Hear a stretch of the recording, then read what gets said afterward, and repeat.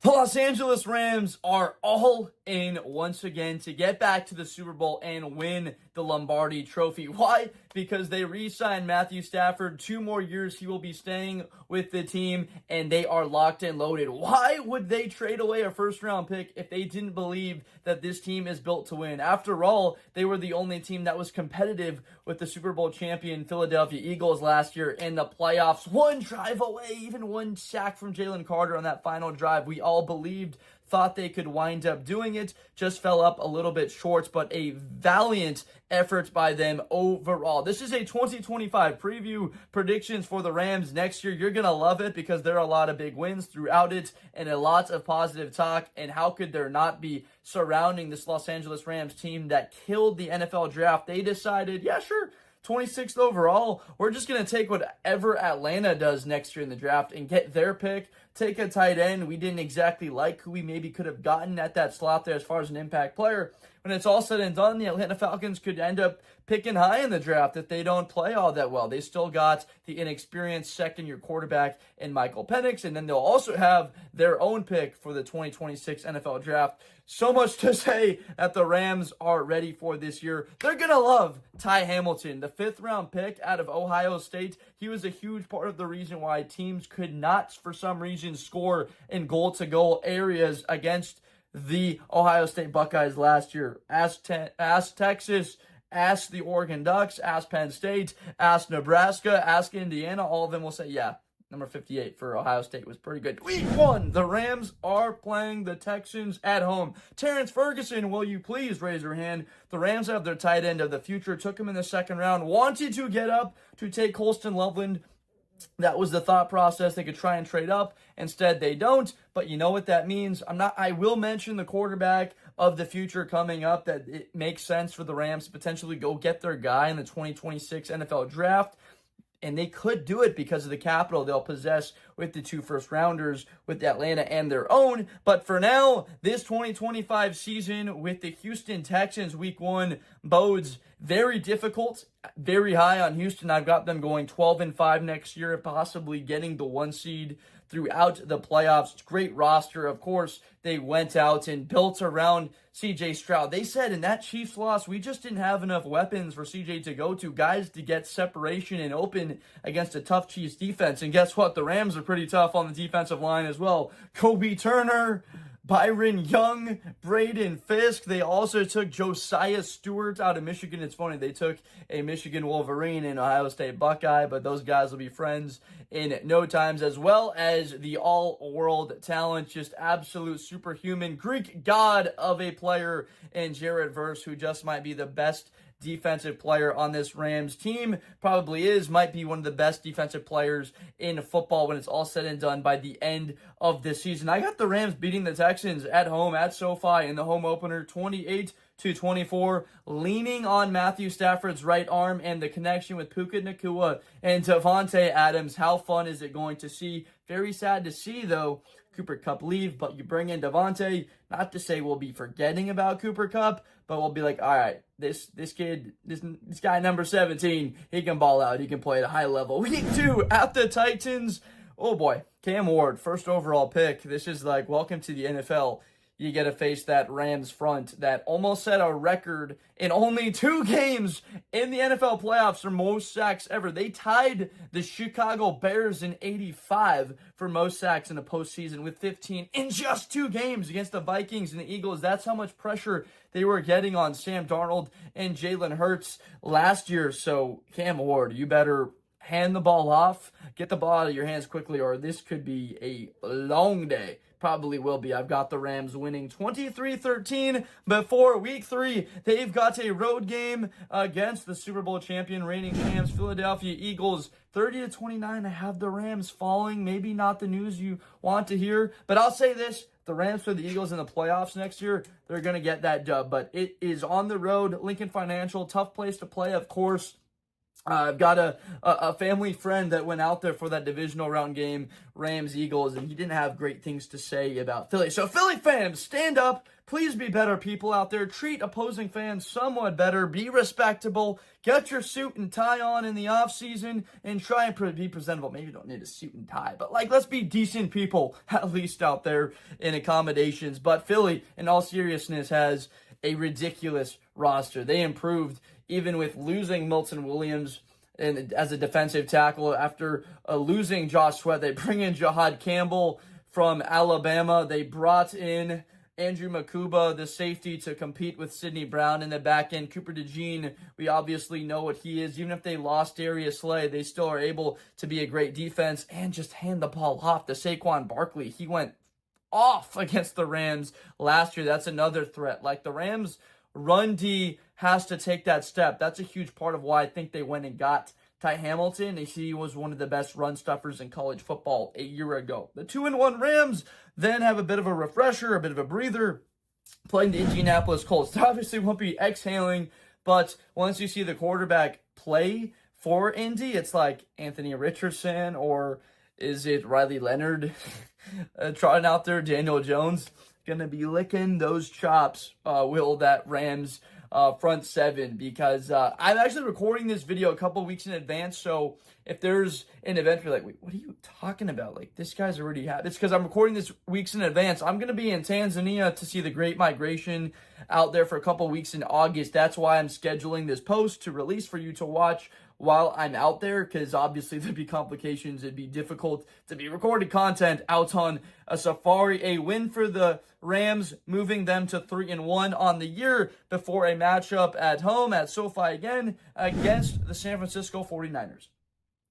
I'm not high on the 49ers, but what I am is on history. Have studied history in a number of ways, and if you know the history between the Rams and 49ers, you know 49ers have owned Sean McVay. Kyle Shanahan has owned Sean McVay and the Rams throughout. Just look at that year when the Rams had a 17-point lead and the Niners were on the brink, and they came back and won that game in overtime. The Rams got him back, won the NFC Championship game, but that was on the brink, almost lost that one to San Francisco, who had that crazy magical run, beat Dallas at Dallas, beat Green Bay at Lambeau, and Aaron Rodgers, the 1-seed Packers. It started snowing at the end. How did San Francisco pull it out? I still don't understand, with legitimately 3 points of offense.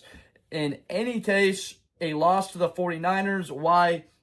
There's going to be streaky moments for San Francisco. That's the way they will be built. Of course, they still have Fred Warner after losing Dre Greenlaw. Of course, there's still George Kittle, but losing Deebo Samuel, Travarius Ward, Talanoa Hufanga, a lot of great talent that you just can't replace, but a Rams loss nonetheless. 3-2 at this point, which is fine, and then you're heading to Baltimore. That's sheesh. Could we 3-3 on the year? That's not where we want to be at, but a great matchup at Baltimore. Doesn't bode well for any NFC team to face Lamar Jackson. Just wait till this guy gets to a Super Bowl. It'll be 50-50 whether it'll be an absolute blowout or an actual good game in the Super Bowl. Honestly, that's how most of the Super Bowls go. They're either a blowout or a good game. Just look at the last 2 years. You had overtime and then a game that's over with 45 minutes of gameplay left. Got a Rams win at Baltimore. We do remember when the Rams had a great game against Baltimore. In very recent memory, we had that punt return for a touchdown, the Rams starting to gain some strides. The Baltimore offense, of course, runs through the ground game. It goes through Lamar Jackson's legs and, of course, his arm, but Derrick Henry altogether. They're going to lead the league in rushing in all likelihood next year, as well as their defense just got a whole lot better. Malachi Starks could be the best defensive player in this draft, especially as far as the defensive back goes. Him in that back end with Kyle Hamilton. Name a better safety duo in the comments, please. Let me know if there is one. And then Mike Green to that front. Him and Matabuke. It's whoosh. That defense just got better. And Roquan Smith in the middle. That's going to be a tough matchup. But Adams provides that one-on-one threat. He can go compete against Jair Alexander. Didn't think we would see that matchup ever. Jair Alexander versus Davonte Adams on the outside, but we will see it, as well as Marlon Humphrey probably getting the responsibility of covering Puka Nacua. A win there moves him to 4-2 before a game at Wembley. I'm not even going to try a British accent. I'm just not going to do it. I thought in my head and just decided against it. 4-2 before heading out east to Wembley and a matchup against the Jaguars. Have an easy win, 36-21. Travis Hunter's one guy. And I understand the sentiment from Jacksonville. We want to change the outlook of our team, but giving up a second-round pick and a future first, and likely yourself going to be picking in the top 12, 14 next year, and letting the Browns select a guy, just goes to show they think that their roster is ready when a lot of analysts and people don't think they are. What I'm going to call myself is a guy that watches a lot of football, and I watch Jacksonville. It doesn't say to me that they are ready to make a run, especially even within that division. We talked about how good the Houston Texans are. The Rams get a win 36-21, but how about Nacua and Adams going up against Travis Hunter? We know that'll be fun. What won't be fun for Stafford is Trayvon Walker and Josh Allen. Like that's a great edge rushing duo. The 5-2 Rams come out of the bye well refreshed and looking at this stretch of the Saints at home. And they're like, Saints at home, at Niners, Seahawks, Bucks, like winnable. 5-2, great start. Like, okay. First round bye, maybe. Get teams coming through SoFi. How fun would that be for us? Not having to go to the snow in Philly. Like, let's keep this thing in our dome in LA and not have to go anywhere. The Saints, I think they shut them out. 24-20. The 24-0, the Rams shut out the Saints. Not a lot of people predict shutouts, but that is a game where Kellen Moore's new offense is just not, they're not going to find any daylight. With Tyler Shuck, whether it's Spencer Rattler, Alvin Kamara, just like allocating. We stopped Kamara. We put Darius Williams on Chris Olave, a little bit of safety help in the back end, and we just dominate them all around. Like Quentin Lake, Ankello, Witherspoon, Cameron Curl, Cameron Kitchens. Like, this is a Rams back-end secondary that has been better than it was previously. Not the way it was, of course, with Jalen Ramsey back there on the Super Bowl team and Aaron Donald making the secondary better, just getting pressure on the quarterback every other play. But a 6-2 record as they beat the New Orleans Saints. Then they get their little bounce back against San Francisco, a win, moving them to 7-2 and mighty respectable on the year. A win against the 49ers. Why? They shut down McCaffrey. I want to see McCaffrey playing and healthy. I don't know about these just jerk fans that root for injuries and all this stuff. No one wants to see that. A healthy McCaffrey, have it be all health, and just have the best team go out there and win. That's my sentiment. That's what I think. Those are the narratives I try and create. Are what team performed better at their best when they faced off, they matched, and which team came up with the better clock management, made the conversions on third, got the stops on fourth down when they needed them, and was able to score touchdowns in the red zone and not kick field goals. Like, that's the football you want to see, and not have it be just brought out by injuries. So that bugged me a little bit about people talking about the 49ers. I mean, happy those injuries last year, but understand this. The 49ers will take a drop back just because of the talent around them, and it's not a Ferrari that Purdy is driving anymore. It's not maybe even a Porsche. This thing might be like an Audi, could be a BMW now. Like, it maybe took a little bit of a step back because of the talent that they lost there. The 7-2 Los Angeles Rams at that point feeling all that great. The 7-2 Rams after that stretch there continue their streak at home against the Seattle Seahawks, getting to see their other divisional rival for the first time. Great win, holy cow, against Seattle last year. That was a huge one that they needed at the end, ended up helping them clinch the division and make the playoffs because they won that game and didn't lose. That was the Rams' entire season last year, was beating Seattle in that was an overtime game, right? That they ended up beating, I want to say. But 33-14 got the Rams beating Seattle. Why? Sam Darnold, he remembers playing the Los Angeles Rams last year and getting sacked 9 times in that matchup. They get after him once more. I know they took Gray Zabel. He's going to have a tough day with Ty Hamilton and Goby Turner and Braden Fisk in the middle, and that middle of that interior of that defense. It's a tall task. Maybe Jalen Milroe should play that game instead of Sam Darnold, and he has an ability to escape and turn the tables. Just remember like that Ravens matchup like 3-4 years ago when the Rams were like, we can't even see Lamar Jackson. Like, what is even happening? Like, we can't even see the guy when he's running out there. Like, he's invisible. I don't get it. He's behind the line and then he's gone. So maybe Jalen Milroe, instead of being the defensive side, we turn into true offense and have Milroe running. That's just a suggestion. I'm not an NFL head coach. Just watch a lot of football, and that's kind of what my idea is. Kid ran pretty well against LSU, 8 rushing touchdowns in 2 of the last 2 games. The Rams at that point, 8-2 before a Sunday night game against the Tampa Bay Bucks. I'm going to shut you down right there. Tampa Bay is a good team next year. They're going to win their division.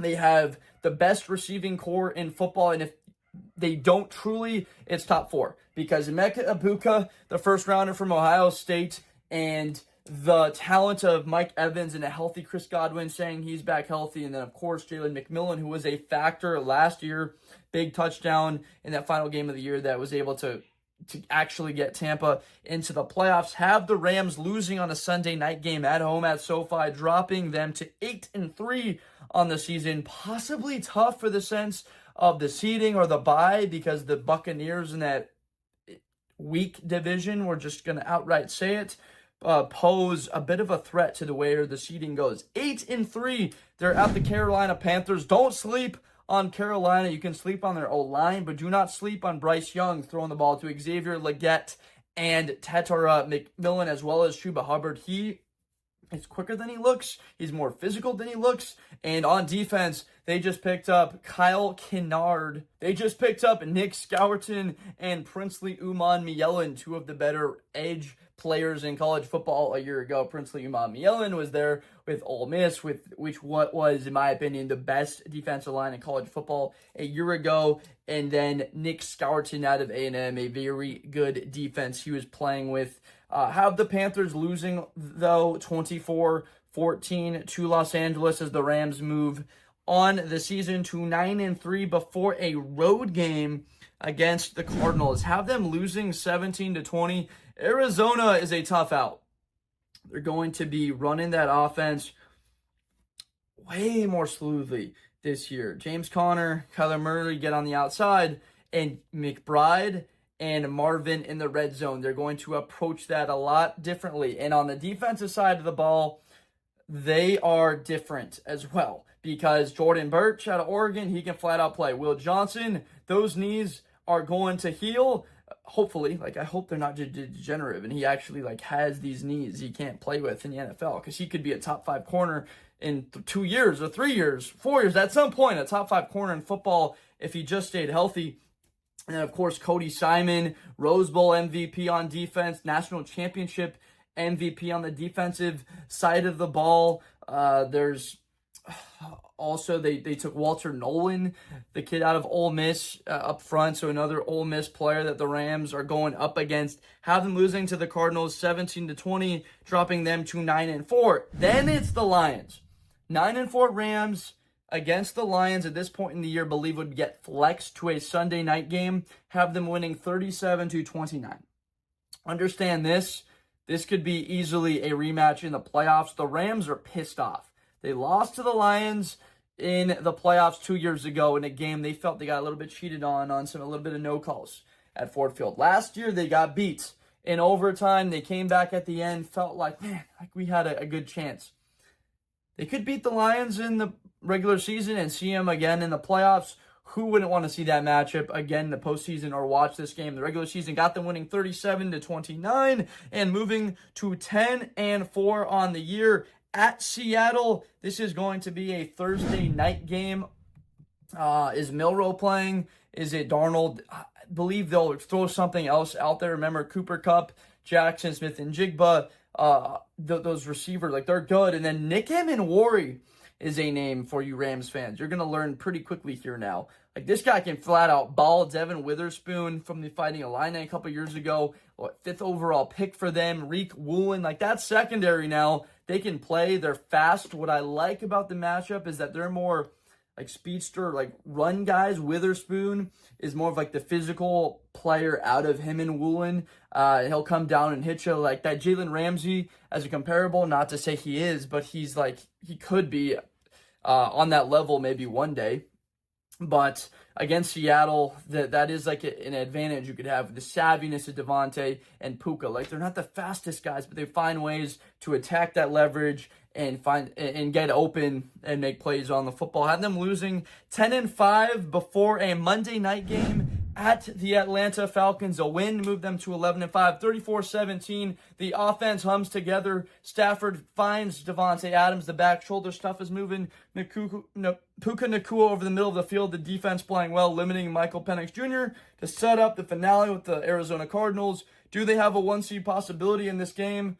Very likely they do. Do they have a chance to win the division this game? I feel like it would be already closed up at this point. I do have the Cardinals as a team that is 9-7 before this game, but a win against Arizona, 34-23. They're able to get help and stop in Marvin, take their chances with McBride over the middle, being able to rely a little bit on some of the younger defensive linebacker play, right, that they were able to draft. Chris Paul Jr., I believe he had the 5th most tackles the last 3 years in the SEC.